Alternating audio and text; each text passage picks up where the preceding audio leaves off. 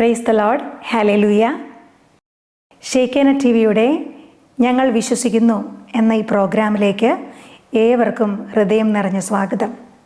ഞാനിന്നിവിടെ നിങ്ങളോട് സംസാരിക്കാൻ പോകുന്ന വിഷയം, ഞാൻ ക്രിസ്തുവിൽ ആരാണ്, അല്ലെങ്കിൽ നിങ്ങൾ ക്രിസ്തുവിൽ ആരാണ്, what is our identity in Christ. ഇത് കേൾക്കുന്നതിന് മുമ്പ് നമുക്കൊരു നിമിഷം പ്രാർത്ഥിക്കാം.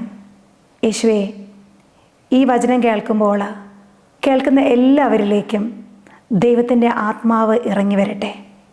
ഈ വചനത്തിൻ്റെ ഓരോ വചനങ്ങളും കേൾക്കുന്നവർ അത് സ്വീകരിക്കുവാനും 100 മേനിയും 60 മേനിയും ഫലം പുറപ്പെടുവിക്കുവാനും കർത്താവെ സാധിക്കട്ടെ. അനേകർ പുത്രർ, ദൈവത്തിൻ്റെ മക്കൾ ഇതുവഴി ജനിക്കട്ടെ. ആമേൻ. ക്രിസ്തുവിൽ നമ്മൾ ആരാണ്, നമ്മളുടെ ഐഡൻറ്റിഫിക്കേഷൻ എന്താണ്? ഇത് പറയുമ്പോൾ ലോകപ്രകാരം ഒരു കുഞ്ഞ് ജനിക്കുമ്പോൾ, അല്ലെ നമ്മൾ നമ്മളെ തന്നെ മറ്റുള്ളവർക്ക് പരിചയപ്പെടുത്തുമ്പോൾ നമ്മൾ എങ്ങനെയാണ് പരിചയപ്പെടുത്തുന്നത്? ഞാൻ ഇന്നയാളുടെ 2ാമത്തെ മകനാണ്, അല്ലെങ്കിൽ ഞാൻ യൗസേപ്പിൻ്റെ 3ാമത്തെ മകളാണ്, എൻ്റെ കുടുംബത്തിൻ്റെ പേരിതാണ്, എൻ്റെ തറവാടിതാണ്, അല്ലെങ്കിൽ ഞാൻ ഇന്ന സ്ഥലത്തെ ഡോക്ടറാണ്, അല്ലെങ്കിൽ നമ്മുടെ ജോബിൻ്റെ ഐഡൻറ്റിറ്റി ആയിരിക്കാം, അല്ലെങ്കിൽ നമ്മുടെ സ്റ്റാറ്റസ്. ഇതൊക്കെ വെച്ചിട്ടാണ് നമ്മൾ നമ്മളെ തന്നെ മറ്റുള്ളവർക്ക് പരിചയപ്പെടുത്തി കൊടുക്കുന്നത് പലപ്പോഴും. ഈ ഐഡൻറ്റിറ്റി ലോകപ്രകാരമുള്ള ഒരു വിലയിരുത്തലാണ്. പക്ഷേ ഇതെപ്പോൾ വേണമെങ്കിലും പോകാൻ പറ്റുന്ന ഒരു കാര്യമാണ്. നമ്മുടെ സ്റ്റാറ്റസ്, നമ്മുടെ ജോലികൾ ഒക്കെ ടെമ്പററിയാണ് ഈ ഐഡൻറ്റിറ്റി. പക്ഷേ യഥാർത്ഥത്തിൽ നമ്മുടെ ഐഡൻറ്റിറ്റി എന്താണ്? ഒരുവൻ ക്രിസ്തുവിലായിരിക്കുമ്പോൾ അവൻ ആരാണ് എന്നുള്ളതിലേക്കാണ് വരുന്നത്. ദൈവത്തിൽ നമ്മൾ അൺകണ്ടീഷണലായി സ്നേഹിക്കപ്പെടുന്ന, അനന്തമായ കരുണ ചൊരിയപ്പെടുന്ന ദൈവത്തിൻ്റെ സ്വന്തം മക്കളാണ്. നമ്മളോട് ആരെങ്കിലും ചോദിക്കുകയാണ്, ക്രിസ്ത്യാനെ നീ ആരാണ് എന്ന് പറയുമ്പോൾ നമ്മൾ എന്ത് ആൻസർ പറയണം? അതുപോലെ തന്നെ ഞാൻ ആരായി ജീവിക്കണം, എൻ്റെ അവകാശങ്ങൾ എന്തൊക്കെയാണ്, എൻ്റെ ഐഡൻറ്റിറ്റി എന്താണ് എന്ന് നമ്മൾ തിരിച്ചറിയുമ്പോൾ, ഒരുവൻ ക്രിസ്തുവിലായിരിക്കുമ്പോൾ, ക്രിസ്തുവിൻ്റെ ആ സ്വഭാവത്തിൽ നടക്കുമ്പോൾ, ചരിക്കുമ്പോൾ, ഐഡൻറ്റിറ്റിയിൽ പൂർണ്ണതയിൽ ജീവിക്കുമ്പോൾ നമ്മുടെ ജീവിതം പാടേ മറിയും. നിങ്ങൾ സത്യം അറിയുകയും നിങ്ങളെ സത്യം സ്വതന്ത്രമാക്കുകയും ചെയ്യും എന്ന വചനം പറയുന്നുണ്ട്. നമ്മുടെ യഥാർത്ഥ വ്യക്തിത്വം, ദൈവത്തിലുള്ള നമ്മുടെ വ്യക്തിത്വം നമ്മൾ തിരിച്ചറിയുമ്പോൾ പിശാചിന് നമ്മളുടെ അടുത്തേക്ക് പിശാച് നമ്മളെ ഭയക്കാൻ തുടങ്ങും, പിശാച് നമ്മളെ ഭയമായി തുടങ്ങും. നമുക്കതിലേക്ക് കടക്കാം. നമ്മൾ ആരാണ് ക്രിസ്തുവിൽ? വചനത്തിലൂടെ കടന്നു പോകാം. ഉൽപ്പത്തിയുടെ പുസ്തകത്തിൽ നിന്ന് തുടങ്ങാം. ജെനസിസ് 1-ാം അധ്യായം 27-ാം തിരുവചനം പറയുന്നു, അങ്ങനെ ദൈവം തൻ്റെ ഛായയിൽ മനുഷ്യനെ സൃഷ്ടിച്ചു, ദൈവത്തിൻ്റെ ഛായയിൽ അവിടുന്ന് അവനെ സൃഷ്ടിച്ചു, സ്ത്രീയും പുരുഷനുമായി സൃഷ്ടിച്ചു. നമ്മളാരാണ്? ദൈവത്തിൻ്റെ, we are the image of God. ദൈവത്തിൻ്റെ ഛായയാണ്, സാദൃശ്യമാണ് നമ്മൾ. അതാണ് ഉൽപ്പത്തിയുടെ പുസ്തകം 1:27 പറയുന്നു, ദൈവം മനുഷ്യനെ തൻ്റെ ഛായയിലും സാദൃശ്യത്തിലും സൃഷ്ടിച്ചു, പുരുഷനും സ്ത്രീയുമായി സൃഷ്ടിച്ചു. ദൈവത്തിൻ്റെ സ്വന്തം ഛായയും സാദൃശ്യത്വം വഹിക്കുന്നവരാണ്. നമ്മളുടെ ഐഡൻറ്റിറ്റി ഒന്നാമത്തെയാണ്, ദൈവത്തിൻ്റെ ഛായയാണ് നമ്മൾ, ദൈവത്തിൻ്റെ സാദൃശ്യമാണ്, ദ ഇമേജ് ഓഫ് ഗോഡാണ് നമ്മൾ. നമ്മൾ കണ്ണാടിയിൽ നോക്കുമ്പോൾ നമ്മളെ കാണേണ്ടത് ഇൻഫീരിയറായിട്ടല്ല കാണേണ്ടത്. നമ്മൾ പറയണം, ഹേ ലുക്ക് അറ്റ്, ഇത് ദൈവത്തിൻ്റെ, ഞാൻ ഇമേജ് ഓഫ് ഗോഡാണ്, ദൈവത്തിൻ്റെ മകനാണ്, സ്വന്തം ഛായയിലും സാദൃശ്യത്തിലും സൃഷ്ടിക്കപ്പെട്ടതാണ്. ഞാൻ പണ്ടൊരു സൂ കാണാൻ പോയി, ഇവിടെ അടുത്തുള്ള സൂ എല്ലാം കണ്ടുവരുമ്പോൾ അവിടെ ഈ വലിയ കുരങ്ങുകളൊക്കെ ഉണ്ട്, ഈ മനുഷ്യക്കുരങ്ങൊക്കെ പോലെയുള്ള വലിയ കുരങ്ങുകളൊക്കെ ഉണ്ടായിരുന്നു. അതിനെല്ലാം കണ്ട് ഞാൻ മടങ്ങുമ്പം എൻ്റെ ഉള്ളിൽ പണ്ട് നമ്മൾ ചെറുപ്പത്തിൽ പഠിച്ച പരിണാമ സിദ്ധാന്തമൊക്കെ ഇങ്ങനെ ഞാൻ ഓർത്തു. മനുഷ്യൻ കുരങ്ങിൽ നിന്നാണ് സൃഷ്ടിക്കപ്പെട്ടത് എന്നൊക്കെ ഇങ്ങനെ ചുമ്മാതെ ഇങ്ങനെ ഓർത്തു. എനിക്കറിയാം ദൈവത്തിൻ്റെ മകളാണെന്നൊക്കെ അറിയാമെങ്കിലും ഞാൻ ഈ സയൻസിൻ്റെ കുറച്ച് കാര്യങ്ങളൊക്കെ ചിന്തിച്ചു. അപ്പോൾ എൻ്റെ എതിരെ ഒരു വെള്ളക്കാരി സ്ത്രീ ഇങ്ങനെ വരുന്നുണ്ടായിരുന്നു. അപ്പോൾ ഞാൻ പെട്ടെന്ന് ഇവരുടെ മുഖത്തേക്ക് നോക്കിയിട്ട് ഞാനിങ്ങനെ ഉള്ളാലെ ചിന്തിക്കുകയാണ്, ഇതിൽ എവിടെയെങ്കിലും കുരങ്ങിൽ നിന്ന് വന്നതാണോ എന്നുള്ള ഒരു മാറ്റം എന്തെങ്കിലും ഉണ്ടോ ഇവരിൽ എന്തെങ്കിലും. ഞാൻ ചുമ്മാ ഇങ്ങനെ ചിന്തിക്കുമ്പം എൻ്റെ ഉള്ളിൽ പരിശുദ്ധാത്മാവിൻ്റെ ശക്തമായ ഒരു സ്വരം ഞാൻ കേട്ടുകയാണ്, നീ അത് എൻ്റെ സ്വന്തം ഛായയാണ്, പെട്ടെന്ന് ഈ സ്ത്രീയുടെ മുഖം ഞാൻ കാണുമ്പോൾ ഒരു പ്രകാശം ഇവരുടെ മുഖത്ത് വന്ന് പിതാവായ ദൈവത്തിൻ്റെ ഒരു മുഖം പോലെ ഇങ്ങ് കാണിച്ചു. അപ്പോൾ എനിക്ക് മനസ്സിലായി ഇത് ദൈവം കൺഫേം ചെയ്യുകയാണ്. എനിക്കറിയാമായിരുന്നെങ്കിലും ഞാൻ ചുമ്മാ അറിയാതെ ഒന്ന് ചിന്തിച്ചു പോയതാ പരിണാമസം തന്നെ. പക്ഷേ ദൈവത്തിൻ്റെ സ്വന്തം ഛായയാണ് നമ്മൾ മറ്റാരുമല്ല. ഈ ഒരു സത്യത്തെ വെട്ടി നിരത്താൻ വേണ്ടി പിശാചി എത്രമാത്രം കളിക്കുമോ, പിശാചിനത് മനസ്സിലാക്കിക്കേണ്ട മനുഷ്യൻ. നമ്മൾ ദൈവത്തിൻ്റെ സ്വന്തം ഛായയിലും സാദൃശ്യത്തിലും സൃഷ്ടിക്കപ്പെട്ടവരാണ്. കൊച്ചിലെ ഞാൻ എൻ്റെ ചെറുപ്പകാലത്ത് എനിക്കൊരു ഇതുണ്ടായിരുന്നു, എന്നെ അധികം കാണാൻ കൊള്ളത്തില്ല എന്നുള്ളൊരു തോന്നൽ എൻ്റെ ഉള്ളിൽ ഫോം ചെയ്ത കാലഘട്ടം. അതായത് എന്നോട് ആ ഒരു ക്യാരക്ടർ ഫോം ചെയ്യുന്ന കാര്യത്തിൽ ആരും നല്ലതാണ്, സൗന്ദര്യമുണ്ട്, നിൻ്റെ എന്തെങ്കിലും അങ്ങനെ ആരും പറഞ്ഞിട്ട് എൻ്റെ ഓർമ്മയില്ല. പകരം ചില കൂട്ടുകാർ, ചില ആൾക്കാരൊക്കെ എന്നെ മോശമായിട്ട് ചില കാര്യങ്ങൾ എൻ്റെ ബോഡി ഇമേജിനെ പറ്റിയും ഒക്കെ പറഞ്ഞ കാര്യങ്ങളാണ് എൻ്റെ മനസ്സിലുള്ളത്. അത് ഞാൻ അപ്പാടി അങ്ങ് വിശ്വസിച്ചു. അപ്പം നമ്മൾ എന്ത് വിശ്വസിക്കുന്നോ നമ്മളതായിട്ട് മാറത്തിരുന്നു. വാട്ട് യു ബിലീവ് അല്ലേ, നീ വിശ്വസിക്കുന്ന അത്ഭുതം കാണുന്ന പോലെ നമ്മൾ എന്ത് വിശ്വസിക്കുന്നോ അത് നമ്മുടെ ഉള്ളിൽ കിടക്കും. കൊച്ചു ഞാൻ ഇതങ്ങ് വിശ്വസിക്കുക. പോസിറ്റീവായ ഒരു കാര്യങ്ങൾ എന്നെ പറ്റി പറഞ്ഞിട്ട് എൻ്റെ ഓർമ്മയിലില്ല. പകരം നാട്ടുകാരും കൂട്ടുകാരൊക്കെ എന്നെപ്പറ്റി, എൻ്റെ ബോഡി ഇമേജിനെ പറ്റി പറഞ്ഞ നെഗറ്റീവായ കാര്യങ്ങൾ ഈ കുഞ്ഞു ഹൃദയം അത് വിശ്വസിച്ചു. പിന്നെ ഞാൻ ചെറുപ്പത്തിൽ കണ്ണാടിയുടെ മുമ്പിൽ നിൽക്കുമ്പം ഞാൻ എന്നെ തന്നെ ഹെയ്റ്റ് ചെയ്യാൻ തുടങ്ങി.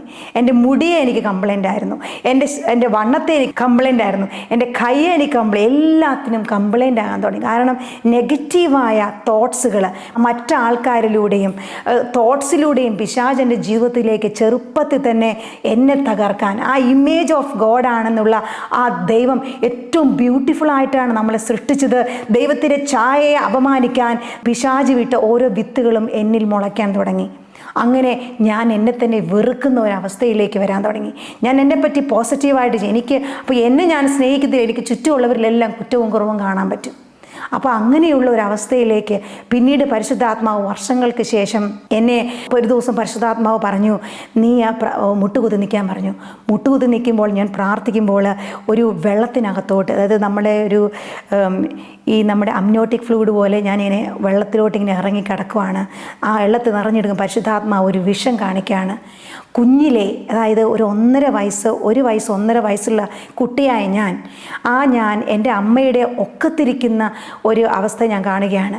അതിനുശേഷം ഞാൻ കാണുകയാണ് എൻ്റെ റിലേറ്റീവായ ഒരു സ്ത്രീ എൻ്റെ മമ്മിയുടെ അടുത്തേക്ക് വരികയാണ്. അപ്പം ഞാൻ കൊച്ചിലെ അത്യാവശ്യം വെളുത്ത് ഇച്ചിരി വണ്ണമൊക്കെ ഉള്ള കുട്ടിയാണ്. അപ്പം എൻ്റെ മമ്മിക്ക്, ഞാൻ കുഞ്ഞ് ഇളയതായതുകൊണ്ട് എന്നെ എടുത്തുകൊണ്ട് നടക്കാൻ ഭയങ്കര ഇഷ്ടമാണ്. മമ്മി എന്നെ എപ്പോഴും എടുത്തുകൊണ്ട് നടക്കുന്നത്. ഞാൻ എപ്പോഴും മമ്മിയുടെ ഒക്കത്തിരിക്കാൻ ഇഷ്ടമുള്ള ആളുമാണ്. അപ്പം ആ സ്ത്രീ മമ്മിയോട് ഒന്ന് പറയാണ്, എന്തിനാ ഇത്രയും വെയിറ്റുള്ള കൊച്ചിനെ എടുത്ത് ഓടക്ക് താഴെ ഇറക്കി ചേച്ചി എന്ന് പറയാണ്. അപ്പം ഇത് ഞാൻ കാണുകയാണ് ഒരു വിഷം പോലെ. എനിക്കറിയില്ല, 1.5 വയസ്സുള്ള എൻ്റെ ഓർമ്മയിലും ഇല്ല, എന്നോട് ആരും ഇങ്ങനെ പറഞ്ഞിട്ടില്ല. അപ്പോൾ പരിശുദ്ധാത്മാവ് പറയാണ്, ആദ്യത്തെ വെട്ടാണ് നിൻ്റെ ഇമേജിന് കിട്ടിയത്, ആദ്യത്തെ വൂണ്ടാണിത്. നീ ഇതിന് വേണ്ടി ക്ഷമിച്ച് പ്രാർത്ഥിക്കാൻ പറഞ്ഞു. ക്ഷമിച്ച് ഈ വൂണ്ട് ഹീലാൻ വേണ്ടി പിന്നീട് ഈ വൂണ്ടിലേക്ക് പലരായിട്ട് വളർന്നു വരുന്ന കാലഘട്ടത്തിൽ ഇങ്ങനെ ഇമേജിലേക്ക് മുളക് പൊടിയും ഉപ്പ് ഇടുന്നത് പോലെ ആ പുകച്ചിൽ നീട്ടിലിട്ട് തന്നു. പിന്നീട് ഞാൻ എൻ്റെ മമ്മിയോട് പിറ്റേ ദിവസം വിളിച്ചു വെച്ചു, മമ്മി ഇങ്ങനൊരു സംഭവം പരിശുദ്ധാത്മാവിനെ കാണിച്ചു തന്നു, ഇങ്ങനൊരു സംഭവം നടന്നിട്ടുണ്ടോ? മമ്മി പറഞ്ഞു, ഉണ്ട് മോളെ, ഈ സെയിം പ്രായത്തിൽ ആരാണ് പറഞ്ഞു തന്നു എന്നോട് പറഞ്ഞു, ഇങ്ങനെ പറഞ്ഞു. പക്ഷെ അന്ന് എൻ്റെ അമ്മയുടെ ചേർന്ന് നിൽക്കേണ്ട ഞാൻ, എൻ്റെ ഇച്ചിരി വണ്ണമുള്ള പ്രകൃതി കാരണം ഞാൻ താഴെ ഇറങ്ങിയിരിക്കണം, എൻ്റെ അമ്മയിൽ നിന്ന് വേർപെടാൻ ഇതൊരു കാരണമാണെന്നുള്ളൊരു ചെറിയൊരു തോന്നൽ എൻ്റെ ഉള്ളിൽ വന്നു. അതിൽ കൂടെ പിന്നീട് ഓരോ വിത്തും സാത്താൻ വിതച്ചത് എന്നിൽ മുളയ്ക്കാൻ തുടങ്ങി. അങ്ങനെ എൻ്റെ ഇമേജിനെ തന്നെ വെറുപ്പിക്കുന്ന ഒരവസ്ഥ എന്നിലേക്ക് കൊണ്ടുവന്നു. അപ്പോൾ എത്രയോ കണ്ണിങ്ങാണ് പിശാച് എന്ന് നമ്മൾ ഓർക്കണം. നമ്മുടെ ചുറ്റിലൂടെയും പിശാച് പലപ്പോഴും പ്രവർത്തിക്കുന്നത് മനസ്സിൽ കൂടെ മാത്രമല്ല, ചുറ്റുമുള്ള ആൾക്കാരിൽ കൂടെയാണ്. ഏറ്റവും കൂടുതൽ നമ്മൾ ദൈവത്തിൻ്റെ ഛായയിലാണ് എന്ന് അറിയുന്നതിനാണ് പിശാചിന് വെറുപ്പ്. കാരണം കാരണം പിശാച് ഫോളൻ ഏഞ്ചൽസ് ആണ്. നമ്മളാണ് മനുഷ്യനെ സ്വന്തം ഛായയിലും സാദൃശ്യത്തിലും സൃഷ്ടിക്കപ്പെടുന്നത് മനുഷ്യരെ മാത്രമാണ്. അത് പിശാചിന് വെറുപ്പുള്ള കാര്യമാണ്. അതിനെ അസോൾട്ട് ചെയ്യാൻ വേണ്ടി, അതിനെ തകർക്കാൻ വേണ്ടിയിട്ട് പിശാച് ശ്രമിക്കും. അത് കുഞ്ഞായിരിക്കുമ്പോൾ തന്നെ വർക്ക് തുടങ്ങും. ഒരു കുഞ്ഞ് ഭൂമിയിൽ ജനിക്കുമ്പോൾ തന്നെ അതിൻ്റെ പുറകെ ഇതുണ്ടായിരിക്കും, ഇമേജ് ഓഫ് ഗോഡാണ്. അപ്പം എന്നെ കേൾക്കുന്ന ആരെങ്കിലും കുഞ്ഞിലെ മുതലേ ഏതെങ്കിലും അവനവൻ്റെ ഇമേജിൽ, സെൽഫ് ഇമേജിൽ മുറിവേറ്റപ്പെട്ടവരാണ്, കളറിലായിരിക്കട്ടെ, ശരീരപ്രകൃതിയുടെ എന്തെങ്കിലും ആയിക്കട്ടെ, ഏതെങ്കിലും അവയവങ്ങളുടെ എന്തെങ്കിലും രീതിയിൽ മുറിക്കപ്പെട്ടവരാണെങ്കിൽ, അപമാനിക്കപ്പെട്ടവരാണെങ്കിൽ, ഈ നിമിഷം പരിശുദ്ധാത്മാവ് നിങ്ങളുടെ ഇടയിലേക്ക്, ഹൃദയത്തിലേക്ക് വന്ന് സ്പർശിക്കാൻ പോവുകയാണ്. ഒരു നിമിഷം നിങ്ങൾ ആ ഒരു ഭാഗം ഓർത്ത് പ്രാർത്ഥിക്കുക. ദൈവം ഈ നിമിഷം നിങ്ങളെ ഹീൽ ചെയ്യും. നിങ്ങൾ വളരെ ബ്യൂട്ടിഫുള്ളാണ്. പരിശുദ്ധാത്മാവിന് നിങ്ങളോട് പറയാനുള്ളത്, you are the image of God. ദൈവത്തിന് സ്വന്തം ഛായയിലും സാദൃശ്യത്തിലും സൃഷ്ടിക്കപ്പെട്ട ഏറ്റവും ബ്യൂട്ടിഫുൾ ആയിട്ടുള്ള, ഏറ്റവും മനോഹരമായിട്ടുള്ള വ്യക്തികളാണ് നിങ്ങൾ. ദൈവന്റെ വചനത്തിലൂടെ പറഞ്ഞേക്കണേ, വയലിലെ പുല്ലുകളെ, പൂവുകളെ ഇത്രമാത്രം ബ്യൂട്ടിഫുൾ ആയിട്ട് അണിയിച്ചൊരുക്കാൻ ദൈവത്തിന് സാധിക്കുമെങ്കിൽ അല്പവിശ്വാസികളെ, നിങ്ങളെ എത്രയധികമായി ദൈവം അണിയിച്ചൊരുക്കുകയില്ല. ഒരു പൂവിന് എത്ര ഭംഗിയാണ്. അങ്ങനെയെങ്കിൽ സ്വന്തം സൃഷ്ടി ഛായയിലായ നമ്മൾക്ക് എത്രമാത്രം തേജസ്സുള്ളവരാണ് നമ്മളിതെല്ലാം മറക്കപ്പെടുകയാണ്. ഞാൻ എൻ്റെ പ്രാർത്ഥനയുടെ പ്രാവശ്യം ഈശോയുടെ മുഖം കാണുകയുണ്ടായി, തേജസ്സുള്ള ഈശോയുടെ മുഖം. അപ്പം എനിക്ക് മനസ്സിലായ ഒരു കാര്യം എന്ന് പറഞ്ഞാൽ, ഈ ഭൂമിയിൽ ഞാൻ കണ്ടിട്ടുള്ള ഒരു വ്യക്തിക്കും ഇത്രയും സൗന്ദര്യമില്ല. അത്രയ്ക്കും ബ്യൂട്ടിഫുൾ ആയിരുന്നു ഈശോ. ആ ഈശോയുടെ മുഖം കണ്ടതിന് ശേഷം ഒരു 1-2 വർഷത്തേക്ക് എനിക്ക് വേറൊരാളെ പറ്റിയും ചിന്തയില്ല. ഊണിലും ഉറക്കത്തിലും ഈ ചിരിക്കുന്ന ഈശോയുടെ ആ ഒരു 3D ഇമേജ് എൻ്റെ ഹൃദയത്തിൽ ഇങ്ങനെ മറക്കാനാകാതെ നിന്ന കാലഘട്ടങ്ങളുണ്ട്. അപ്പം നമ്മുടെ ഒരു അച്ഛൻ എഴുതിയ പോലെ, ആയിരങ്ങളെക്കാൾ സുന്ദരനെ, അങ്ങനെ ഒരു പാട്ടില്ലേ. അപ്പം അതുപോലെ അത്രയ്ക്കും സൗന്ദര്യമാണ് യേശുവിന്. ആ സൗന്ദര്യത്തിന് മുമ്പിൽ നമ്മളൊന്നും അല്ല. ആ ഇമേജ് ഓഫ് ഗോഡ് കറക്റ്റായിട്ടുള്ളത് ക്രിസ്തുവിനാണ്, സൺ ഓഫ് ഗോഡ്. അതിൻ്റെ ദത്തെടുക്കപ്പെട്ടവരാണ് നമ്മളും സൺസ് ഓഫ് ഗോഡാണ്. അപ്പോൾ നമ്മുടെ എത്രയോ തേജസ്സാണ് രൂപാന്തരപ്പെടുമ്പോൾ, എത്ര തേജസ്സാണ് നമ്മൾ. അതിന് പിശാചിന് കുശുമുണ്ട് തീർച്ചയായും. അപ്പം നമ്മൾ ദൈവത്തിൻ്റെ സ്വന്തം ഛായയാണ്. രണ്ടാമത്, നമ്മൾ ദൈവത്തിൻ്റെ മക്കളാണ്. ക്രിസ്തുവിൽ നമ്മൾ ദൈവത്തിൻ്റെ മക്കളാണ്. വചനത്തിലേക്ക് പോവുകയാണെങ്കിൽ 2 കൊറിന്തോസ് 5:17 പറയുന്നു, ക്രിസ്തുവിൽ ആയിരിക്കുന്നവൻ പുതിയ സൃഷ്ടിയാണ്, പഴയത് കടന്നുപോയി. ക്രിസ്തുവിലായിരിക്കുന്നവൻ പുതിയ സൃഷ്ടിയാണ്, പഴയത് കടന്നുപോയി, ഇതാ പുതിയത് വന്നു കഴിഞ്ഞു. നമ്മൾ ക്രിസ്തുവിനെ മാമോദിസ സ്വീകരിച്ച് കഴിയുമ്പോൾ തന്നെ നമ്മൾ പുതിയ സൃഷ്ടിയായിട്ട് മാറിയിരിക്കുകയാണ്. യോഹന്നാന്റെ സുവിശേഷം 1:12 പറയുകയാണ്, തന്നെ സ്വീകരിച്ചവർക്കെല്ലാം, തൻ്റെ നാമത്തിൽ വിശ്വസിക്കുന്നവർക്കെല്ലാം ദൈവ മക്കളാകാൻ അവൻ കഴിവ് നൽകി. അപ്പോൾ ദൈവത്തിൻ്റെ മക്കളാകാൻ യേശുക്രിസ്തുവിൽ വിശ്വസിക്കുന്ന നമുക്ക് ഓരോരുത്തർക്കുമുള്ള ഒരു എബിലിറ്റിയാണ് ദൈവത്തിൻ്റെ മകനും മകളുമാകാനുള്ളത്. ഇനിയും ജെറമ്യ 1:5 പറയുന്നു, മാതാവിൻ്റെ ഉദരത്തിൽ ഉരുവാകുന്നതിന് മുൻപേ ഞാൻ നിന്നെ അറിഞ്ഞിരുന്നു, ജനിക്കുന്നതിന് മുൻപേ ഞാൻ നിന്നെ വിശുദ്ധീകരിച്ചു, ജനതകൾക്ക് പ്രവാചകനായി ഞാൻ നിന്നെ നിയോഗിച്ചു. ഒന്ന് ആലോചിച്ച് നോക്കേ, ദൈവം പറയുകയാണ്, മാതാവിൻ്റെ ഉദരത്തിൽ ഉരുവാകുന്നതിന് മുമ്പേ ഞാൻ നിന്നെ അറിഞ്ഞിരുന്നു എങ്കിൽ ഞാൻ അതിന് മുമ്പേ ഉണ്ടായിരുന്നു. ജനിക്കുന്നതിന് മുമ്പേ ഞാൻ നിന്നെ വിശുദ്ധീകരിച്ചു. ദൈവം വിശുദ്ധീകരിച്ചു, ഓൾറെഡി കഴിഞ്ഞു, വിശുദ്ധീകരിച്ചു. അപ്പോൾ അത് ഓൾറെഡി കഴിഞ്ഞാണ്. അപ്പം നമ്മുടെ ആത്മാവിനെ ദൈവം അറിഞ്ഞിരുന്നു, വിശുദ്ധീകരിച്ചിരുന്നു, നമ്മുടെ പർപ്പസ് എന്താണെന്ന് നിയോഗിച്ചിരുന്നു. നമ്മൾ വിശുദ്ധനാകണോ, നമ്മൾ പ്രവാചകനാകണോ, നമ്മൾ കുടുംബം എന്താണെന്ന് നമ്മളെ പറ്റിയുള്ള ഹിതം ദൈവം മാതാവിൻ്റെ ഉദരത്തിൽ നമ്മൾ ജനിക്കുന്ന അന്നിന് മുമ്പേ ഒരു ഉരുവാകുന്നു നമ്മളെപ്പറ്റി ഓൾറെഡി ചെയ്ത് കഴിഞ്ഞതായിരുന്നു. ഞാൻ നിന്നെ നിയോഗിച്ച് ജനങ്ങൾക്ക് പ്രവാചകനായി നിയോഗിച്ചിരുന്നു. കണ്ടേ, നമ്മൾ എത്ര ഭാഗ്യമുള്ളവരാ. ഇനി എഫേസോസ് 1:4-5 പറയുകയാണ്, തൻ്റെ മുൻപാകെ സ്നേഹത്തിൽ പരിശുദ്ധരും നിഷ്കളങ്കരുമായിരിക്കാൻ ലോകസ്ഥാപനത്തിന് മുൻപ് തന്നെ അവിടുന്ന് നമ്മെ ക്രിസ്തുവിൽ തിരഞ്ഞെടുത്തു. ഒന്ന് കേട്ടെ, തൻ്റെ മുമ്പിൽ സ്നേഹത്തിൽ നിഷ്കളങ്കരും പരിശുദ്ധരുമായി ജീവിക്കുവാൻ ലോകം സ്ഥാപനത്തിന് മുൻപ് തന്നെ, ലോകം സ്ഥാപിക്കുന്നതിന് മുൻപ് തന്നെ ക്രിസ്തുവിൽ നമ്മെ തിരഞ്ഞെടുത്തിരുന്നു. അപ്പോൾ ലോകം ഉണ്ടാക്കുന്നതിന് മുൻപ് തന്നെ, മനുഷ്യനെ സൃഷ്ടിക്കുന്നതിന് മുൻപ് തന്നെ ക്രിസ്തുവിൽ നമ്മൾ ഉണ്ടായിരുന്നു എന്നാണ് വചനം പറയുന്നത്. യേശു ക്രിസ്തു വഴി നാം അവിടുത്തെ പുത്രരായി ദത്തെടുക്കപ്പെടണമെന്ന് അവിടുന്ന് തൻ്റെ ഹിതവും ലക്ഷ്യവും അനുസരിച്ച് മുൻകൂട്ടി തീരുമാനിച്ചിരുന്നു. എന്ന് പറഞ്ഞാൽ ലോകമുണ്ടാക്കിയ ആദോ ഔവയും ഉണ്ടാക്കിയപ്പോൾ തന്നെ സെക്കൻഡ് പ്ലാൻ കർത്താവിനുണ്ടായിരുന്നു. ആദോ ഔവയും പാപം ചെയ്ത് സൺഷിപ്പിൽ നിന്ന് പോയി കഴിഞ്ഞാൽ ക്രിസ്തു എന്ന ഒരു വ്യക്തിയെ വിട്ട് ദത്തെടുക്കപ്പെടുമെന്ന് കർത്താവ് ഒരു സെക്കൻഡ് പ്ലാൻ ബി എഴുതി വെച്ചിരുന്നു അവിടെ. ഒരു മിഷൻ ഉണ്ടാക്കുമ്പോൾ അതിനൊരു കേട് പറ്റിയാൽ അതിനെങ്ങനെ പരിഹാരം ഉണ്ടാക്കണമെന്ന് അത് മിഷൻ ഇറക്കുന്ന വ്യക്തികൾ തീരുമാനിക്കുന്നത് പോലെ തന്നെ തൻ്റെ മുൻപിൽ സ്നേഹത്തിൽ പരിശുദ്ധരും നിഷ്കളങ്കരുമായിരിക്കുവാൻ ലോകസ്ഥാപനത്തിന് മുമ്പേ ക്രിസ്തുവിൽ നമ്മൾ സൃഷ്ടിക്കപ്പെട്ടിരുന്നു. യേശു ക്രിസ്തു വഴി അവിടുത്തെ പുത്രരായി ദത്തെടുക്കപ്പെടുകയാണ് ചെയ്തത്. നമ്മൾ അവിടുന്ന് തൻ്റെ ഹിതവും ലക്ഷ്യവും അനുസരിച്ച് മുൻകൂട്ടി തീരുമാനിച്ചുവെന്ന് എഫേസോ 1 4-5 തിരുവചനങ്ങളിൽ പറയുന്നുണ്ട്. സങ്കീർത്തനം 139:13 പറയുന്നു, അവിടുന്നാണ് എൻ്റെ അന്തരംഗത്തിന് രൂപം നൽകിയത്, എൻ്റെ അമ്മയുടെ ഉദരത്തിൽ അവിടുന്ന് എന്നെ മെനഞ്ഞു. അപ്പം എൻ്റെ ഹൃദയത്തിന് അന്തരംഗത്തിന് രൂപം കൊടുത്ത ആരാണ്? ദൈവമാണ്. അമ്മയുടെ ഉദരത്തിൽ മെനഞ്ഞതാണ് ആരാണ്? ഇത് നമ്മൾ ദൈവത്തിൻ്റെ സ്വന്തം മക്കളാണ്. നമ്മൾ ദൈവത്തിൻ്റെ സ്വന്തം ക്രിസ്തു വഴി നമ്മൾ ദത്തെടുക്കപ്പെട്ട മക്കളാണ്. അപ്പം ആദം അവയും പാപം ചെയ്തത് വഴി ഭൂമിയിലേക്ക് മരണം വന്നു. പക്ഷേ യേശു ക്രിസ്തു എന്ന സെക്കൻഡ് പ്ലാൻ ദൈവത്തിനുണ്ടായിരുന്നു. ആ യേശു ക്രിസ്തുവിനെ ഭൂമിയിലേക്ക് വിട്ട് ആ സഹനത്തിലൂടെ പരിപൂർണനാക്കി, സഹനത്തിലൂടെ ദൈവം നമ്മൾക്ക് തന്നത് ദൈവമക്കൾ എന്ന സ്ഥാനവും നിത്യജീവൻ എന്ന സ്ഥാനവുമാണ് തിരിച്ചു തന്നത്. നമുക്ക് നിത്യജീവൻ തന്നു, മരണമില്ല, നിത്യജീവൻ അവകാശമായി തന്നു. അപ്പോൾ ഒന്നാമത് നമ്മൾ ദൈവത്തിൻ്റെ സ്വന്തം ഛായയാണ്.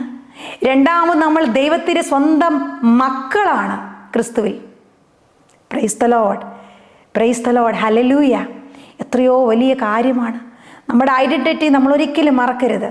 ആരെങ്കിലും നമ്മളോട് ചോദിച്ചാൽ ഞാൻ ദൈവത്തിൻ്റെ സ്വന്തം ഛായയാണ്, ദൈവത്തിൻ്റെ സ്വന്തം മകനും മകളുമാണ്. ഇതാണ് നമ്മുടെ മകനും മകളും. എന്നാലോചിച്ചേ, നമ്മുടെ ഛായയിലും സാദൃശ്യത്തിലും ഉണ്ടാകുന്ന ആരാണ്? നമ്മുടെ മക്കളാണ്. അയൽവക്കത്തെ മക്കൾ നമ്മുടെ സാദൃശ്യത്തിലോ ഛായയിലോ അല്ല. ഒരു അപ്പൻ്റെ മക്കൾ എന്ന നിലയിൽ മക്കൾക്കൊരു സ്വാതന്ത്ര്യമുണ്ട്. ഓടിക്കേറി അമ്മയുടെ അപ്പൻ്റെയും ഹൃദയത്തോട് ചേർന്നിരിക്കാൻ സ്ഥാനമുള്ളത് മക്കൾക്കാണ്. അപ്പൻ്റെ അമ്മയുടെ ഏറ്റവും സ്നേഹം അനുഭവിക്കാൻ, കരുതൽ അനുഭവിക്കുവാൻ, സ്വാതന്ത്ര്യത്തോടെ പെരുമാറാൻ, ഏറ്റവും അടുപ്പത്തോടെ പെരുമാറാൻ കൃപയുള്ളത്, അനുവാദമുള്ളത് മക്കൾക്കാണ്. ആ അപ്പൻ്റെ സ്വത്തിൻ്റെ എല്ലാം അവകാശി മക്കളാണ്. ആ അപ്പൻ്റെ എല്ലാ സകലത്തിൻ്റെയും അതോറിറ്റിയുടെയും അവകാശി, എല്ലാത്തിൻ്റെയും ഭാഗമാക്കാൻ ഉള്ള കൃപ മക്കൾക്കാണുള്ളത്. ഇത് തന്നെയാണ് നമ്മൾക്കതുണ്ട്. അത് വിശ്വസിക്കണം നിങ്ങൾ. ക്രിസ്തു നമ്മൾക്ക് വേണ്ടി കാൽവരി കുരിശിൽ ചെയ്തത് നിസ്സാര കാര്യമല്ല. നമ്മൾക്ക് വേണ്ടി മരിച്ച് ആ തിരുരക്തം വഴി നമുക്ക് പാപമോചനം തന്ന, നമ്മളുടെ പാപങ്ങളുടെ അടിമത്തം, പാപത്തിൻ്റെ അടിമത്തം, പിശാചിൻ്റെ അടിമത്തം തകർത്ത്, അടിമത്തത്തിൽ നമ്മളെ മോചിപ്പിച്ച് ക്രിസ്തുവിൽ ദൈവമക്കൾ എന്ന സ്വാതന്ത്ര്യത്തിലേക്ക് നമ്മളെ നയിച്ചത് ക്രിസ്തു എന്ന ആ ദൈവത്തിൻ്റെ സ്വന്തം പുത്രനാണ്, ദൈവം തന്നെയാണ്. ആ ക്രിസ്തുവിൽ നമ്മൾ സ്വതന്ത്രരാണ്. ക്രിസ്തുവിൽ നമ്മൾ വിജയാളികളാണ്. ക്രിസ്തുവിൽ ദൈവത്തിൻ്റെ സ്വന്തം പുത്രനും പുത്രിയുമാണ്. ക്രിസ്തുവിൽ നമ്മൾ പരിപൂർണരാണ്. ക്രിസ്തുവിൽ നമ്മൾക്ക് സൗഖ്യമുള്ളവരാണ്. അവിടുത്തെ അണിപ്പാടിൻ്റെ ഓരോ അടികൾ എനിക്ക് സൗഖ്യം ലഭിച്ചു കഴിഞ്ഞതാണ്. ക്രിസ്തുവിൽ ഞാൻ എവിടെ പോയാലും വിജയിക്കുന്നവളാണ്. എനിക്ക് തോൽവിയില്ല. ക്രിസ്തുവിൽ ഞാൻ പരിപൂർണപ്പെട്ടവളാണ്. ക്രിസ്തുവിൽ എനിക്ക് ലിമിറ്റേഷൻ ഇല്ല. ദൈവത്തിന് ലിമിറ്റേഷൻ ഇല്ല. ദൈവത്തിലായിരിക്കുന്ന മകനും മകൾക്കും ഇതുപോലെ തന്നെയാണ്. ഒന്നും അസാധ്യമല്ല. ദൈവം പറയുന്നു, കർത്താവിൽ വിശ്വസിക്കുന്ന ഒരുവനും ഒന്നും അസാധ്യമല്ല. എല്ലാം സാധ്യമാണ്. ദൈവത്തിനെല്ലാം സാധ്യമാണ്. ഇനി അടുത്തതായിട്ട് ക്രിസ്തുവിൽ നമ്മൾ പുതിയ സൃഷ്ടികളാണ്. 2 കൊറിന്തോസ് 5:17 പറയുന്നു, ക്രിസ്തുവിലായിരിക്കുന്നവൻ പുതിയ സൃഷ്ടിയാണ്, പഴയ ആദത്തിൻ്റെ എല്ലാതും കടന്നുപോയി. ക്രിസ്തുവിലായിരിക്കുന്നവൻ പുതിയ ക്രിയേഷനാണ്, പുതിയ സൃഷ്ടിയാണ്. ഗലാത്യ 6:15 പറയുന്നു, പരിച്ഛേദന കർമ്മം നടത്തുന്നതിലോ നടത്താതിരിക്കുന്നതിലോ കാര്യമില്ല, പുതിയ സൃഷ്ടിയാവുക എന്നതാണ് പരമപ്രധാനം. അതായത് പഴയ നിയമത്തിൽ പരിച്ഛേദനം ചെയ്യുമായിരുന്നു. പരിച്ഛേദനം ചെയ്തെങ്കിൽ മാത്രമേ ദൈവത്തിൻ്റെ മക്കളായിട്ട്, ദൈവത്തിൻ്റെ കൂട്ടാളികളായിട്ട് ആകത്തുള്ളൂ. പക്ഷേ പൗലോസ്ലീഹ പറയാണ്, പരിച്ഛേദനം ചെയ്യുന്നതോ അതൊന്നുമല്ല കാര്യം, പുതിയ സൃഷ്ടിയാവുക എന്നതാണ് കാരണം. ക്രിസ്തുവിൽ പുതിയ സൃഷ്ടി വ്യക്തികളാവുക, മനസ്സിൻ്റെ നവീകരണം രൂപാന്തരിക്കപ്പെട്ട് ക്രിസ്തുവിൻ്റെ ഇമേജായി മാറുക എന്നുള്ളതാണ് പ്രധാനം. നിങ്ങളുടെ പഴയ ജീവിത രീതിയിൽ നിന്ന് രൂപം കൊണ്ട് വഞ്ചന നിറഞ്ഞ ആസക്തികളാൽ കലുഷിതമായ പഴയ മനുഷ്യനെ ദൂരെ എറിയുവിൻ. നിങ്ങളുടെ മനസ്സിൻ്റെ രൂപാന്തരം വഴി നവീകരിക്കപ്പെട്ട യഥാർത്ഥ വിശുദ്ധിയിലും നീതിയിലും ദൈവത്തിൻ്റെ സാദൃശ്യത്തിലും സൃഷ്ടിക്കപ്പെട്ട പുതിയ മനുഷ്യനെ ധരിക്കുവിൻ. എഫെസോസ് 4:22-24 തിരുവചനങ്ങൾ പറയുന്നു. അപ്പോൾ പുതിയ മനുഷ്യനെ നമ്മൾ ധരിക്കാൻ പറയുകയാണ്. റോമ 5:17 പറയുന്നു, ഒരു മനുഷ്യന്റെ പാപത്താൽ ആ മനുഷ്യൻ മൂലം മരണം ആധിപത്യം നടത്തിയെങ്കിൽ കൃപയും നീതിയും ദാനത്തിനെയും സമൃദ്ധി സ്വീകരിക്കുവാൻ യേശുക്രിസ്തു വഴി എത്രയധികമായി ജീവൻ നൽകുകയില്ല. നമുക്ക് യേശുക്രിസ്തു വഴിയായിട്ട് ജീവൻ കിട്ടി. നമ്മൾ പുതിയ സൃഷ്ടിയായി, നിത്യജീവൻ കിട്ടി. മനസ്സിൻ്റെ നവീകരണം, ക്രിസ്തുവിൻ്റെ ഇമേജായി മാറാനുള്ള വിളിയാണ് നമുക്കുള്ളത്. നമ്മൾ പഴയ ജഡികനായി ജീവിക്കാനുള്ള വിളിയല്ല ഉള്ളത്. ക്രിസ്തു എങ്ങനെയാണ് ജീവിച്ചത്? ക്രിസ്തു ഈ ഭൂമിയിൽ വന്ന് ഒരു മാതാവിൻ്റെ ഉദരത്തിൽ ഉരുവായതാണ്. സാധാരണ പോലെ തന്നെ ഒരു തച്ചൻ്റെ മകനായി വളർന്നതാണ്. ജോസഫിൻ്റെ മകനായ ആണ്ടറിൽ അങ്ങനെ വളർന്നതാണ് ഒരു സാധാരണ കുടുംബത്തിൽ. അപ്പം ഈശോ ഓരോ അത്ഭുതം പ്രവർത്തിക്കുമ്പോൾ ആൾക്കാർ പറയും, ഇതാ തച്ചൻ്റെ മോനല്ലേ, ഇവനെ നമുക്കറിയില്ലേ, ജോസഫിൻ്റെ മകനല്ലേ അവൻ തച്ചൻ്റെ മകനല്ലേ, ഇവനാണോ ഇതൊക്കെ ചെയ്യുന്നത്? പക്ഷേ ക്രിസ്തുവിനെ പറ്റി എന്താണ് പറഞ്ഞത്? ക്രിസ്തു പറഞ്ഞു, ഞാനും എൻ്റെ പിതാവും ഒന്നാണ്. എന്നെ കാണുന്നവൻ പിതാവിനെ കാണുന്നു. എൻ്റെ പിതാവിൻ്റെ കാര്യങ്ങൾ ചെയ്യുന്നതിന് വേണ്ടിയാണ് ഞാൻ വന്നത്. പിതാവ് ചെയ്യുന്നത് കാണുന്നതല്ലാതെ ഒന്നും പുത്രന് ചെയ്യാൻ സാധിക്കത്തില്ല. പക്ഷേ പിതാവ് ചെയ്യുന്നതെല്ലാം അതുവഴി പുത്രൻ ചെയ്യുന്നു. എന്താണ് പുത്രൻ ചെയ്തത്?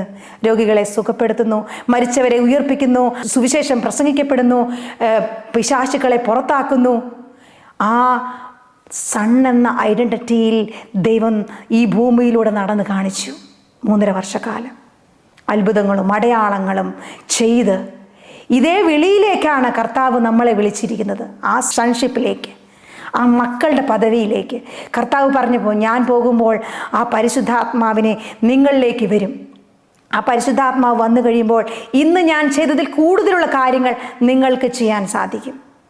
ഞാൻ പോകുന്നത് അത്യാവശ്യമാണ്. ഞാൻ പോയെങ്കിൽ മാത്രമേ പരിശുദ്ധാത്മാവിനെ നിങ്ങളിലേക്ക് ആത്മാവിനെ അയക്കാൻ സാധിക്കത്തുള്ളൂ.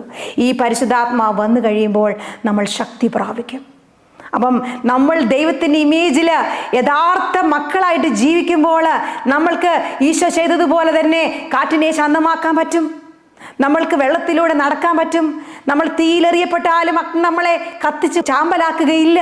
നമ്മൾക്ക് മരിച്ചവരെ ഉയർപ്പിക്കാൻ പറ്റും. നമ്മൾക്ക് രോഗികളെ സൗഖ്യപ്പെടുത്താൻ പറ്റും. നമ്മൾ ദൈവത്തിൻ്റെ ഇമേജായി മനസ്സിൻ്റെ നവീകരണം വഴി രൂപാന്തരപ്പെടും തോറും, ദൈവത്തിൻ്റെ മകനും മകളുമായിട്ട് ആ സൺഷിപ്പിലേക്ക് നമ്മൾ വരും തോറും, രൂപാന്തരപ്പെടും തോറും നമ്മൾ വലിയ മാറ്റങ്ങൾ സംഭവിക്കും. പിശാചിനൊന്ന് മനസ്സിലാക്കുക. അതുകൊണ്ട് അങ്ങനെയുള്ള മക്കൾ ജനിക്കാതിരിക്കാൻ ഇങ്ങനെ തടയിട്ടുകൊണ്ടേയിരിക്കും. നമ്മൾ ഈ സത്യം അറിയാതിരിക്കാൻ എങ്ങനെയൊക്കെ തടയിടാവോ അതൊക്കെ തടയിട്ടുകൊണ്ടിരിക്കും. ഇനി നമ്മൾ വേറൊരു കാര്യം അറിയണം. നമ്മൾ ആരാണ്? നമ്മൾ വിശുദ്ധന്മാരാണ്. നമ്മൾ വിശുദ്ധരാകാൻ ജനിക്കപ്പെട്ടവരാണ്. എഫെസോസ് 2:19 പറയുന്നു, ഇനിമേൽ നിങ്ങളോ അന്യരോ പരദേശികളോ അല്ല, വിശുദ്ധരുടെ സഹപൗരവും ദൈവഭവനത്തിലെ അംഗങ്ങളുമാണ്.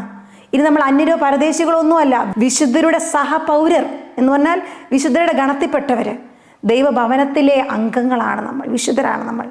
ഹെബ്രായർ 10:10 പറയുന്നു, ആ ഹിതമനുസരിച്ച് യേശുക്രിസ്തുവിന്റെ ശരീരം എന്നേക്കുമായി ഒരിക്കൽ സമർപ്പിക്കപ്പെട്ടത് വഴി നാം വിശുദ്ധീകരിക്കപ്പെട്ടിരിക്കുന്നു. യേശുക്രിസ്തുവിന്റെ കുരിശുമരണം വഴി നമ്മൾ വിശുദ്ധരാക്കപ്പെട്ടിരിക്കുന്നു. അതുകൊണ്ടാണ് പൗലോസ്ലീഹ എഫെസോസിലെ സഭയ്ക്ക് എഴുതുമ്പോഴും, കൊറിന്തോസുകാർക്ക് എഴുതുമ്പോഴും, റോമയിലെ സഭയ്ക്ക് എഴുതുമ്പോഴും, റോമയിൽ വിശുദ്ധരെ, ക്രിസ്തുവിൽ വിശുദ്ധരാക്കപ്പെട്ട് വിശുദ്ധരെ എന്നാണ് വിളിച്ചത്. വേറൊന്നുമല്ല, പൗലോസിലെ വിശുദ്ധരെ എന്നാണ് വിളിച്ചത്. ക്രിസ്തുവിലായിരിക്കുന്ന വിശുദ്ധരെ, വിശുദ്ധരാക്കാൻ വിളിക്കപ്പെട്ടവരെ. ഇങ്ങനെയാണ് അഭിവാദന സഭയിലെ ഓരോ മക്കളെ അഭിവാദനം ചെയ്യുന്നത്. അപ്പം നമ്മൾ വിശുദ്ധരാണ്. യേശുക്രിസ്തുവിൻ്റെ കുരിശുമരം വഴി നമ്മൾ വിശുദ്ധരാകാൻ വേണ്ടി വിളിക്കപ്പെട്ടവരാണ്. Hallelujah, praise the Lord. അതുപോലെ നമ്മൾ തിരഞ്ഞെടുക്കപ്പെട്ട വംശമാണ്. യോഹന്നാൻ 15:15 നിങ്ങൾ എന്നെ തിരഞ്ഞെടുക്കും, ഞാൻ നിങ്ങളെ തിരഞ്ഞെടുക്കുകയാണ് ചെയ്തത്. ദൈവത്താൽ എന്തിനു വേണ്ടിയിട്ടാണ്? നിങ്ങൾ പോയി ഫലം പുറപ്പെടുവിക്കുന്നതിനും നിങ്ങളുടെ ഫലം നിലനിൽക്കുന്നതിന് വേണ്ടി ഞാൻ നിങ്ങളെ നിയോഗിച്ചു. ഫലം പുറപ്പെടുവിക്കാൻ വേണ്ടിയിട്ട് അല്ലേ? നമ്മൾ ആ ഇമേജിൽ നടക്കുമ്പോൾ നമ്മൾ വാക്കി മാത്രമല്ല, പ്രവൃത്തിയിലും എല്ലാം ദൈവത്തിൻ്റെ ഇമേജായിട്ട് മാറണം. അതുപോലെ നമ്മൾ ആരാണ്? നമ്മൾ ദൈവത്തിൻ്റെ ആലയങ്ങളാണ്, പരിശുദ്ധാത്മാവിൻ്റെ ആലയങ്ങളാണ്. നിങ്ങൾ ദൈവത്തിൻ്റെ ആലയമാണെന്നും ദൈവത്തിൻ്റെ ആത്മാവ് നിങ്ങളിൽ വസിക്കുന്നുവെന്നും നിങ്ങൾ അറിയുന്നില്ലേ? 1 കൊറിന്തോസ് 6:19 പറയുന്നു, നിങ്ങളിൽ വസിക്കുന്ന ദൈവത്തിൻ്റെ പരിശുദ്ധാത്മാവിൻ്റെ ആലയമാണ് നിങ്ങളുടെ ശരീരമെന്ന് നിങ്ങൾക്ക് അറിഞ്ഞുകൂടെ?